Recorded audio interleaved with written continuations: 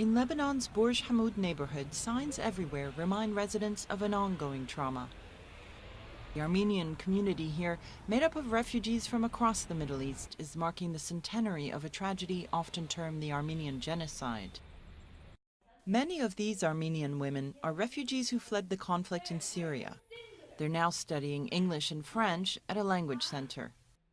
Some say history is repeating itself.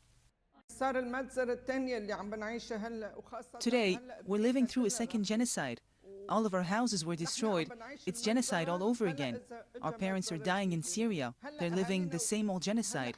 They don't have work, the situation is bad, there's no peace. All the doors are closed, and they can't go anywhere. The facts of the tragedy 100 years ago remain bitterly disputed.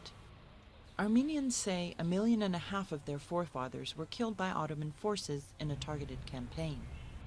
But Turkey says hundreds of thousands of Armenians lost their lives as Ottoman forces battled the Russian Empire in World War I.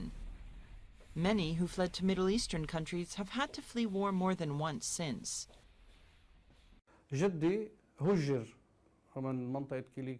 My grandfather was forced to emigrate from Armenia to Lebanon. My father established a family here, and when the Lebanese war broke out, the family was divided and we emigrated to Syria. When the war broke out in Syria, our part of the family immigrated back to Lebanon.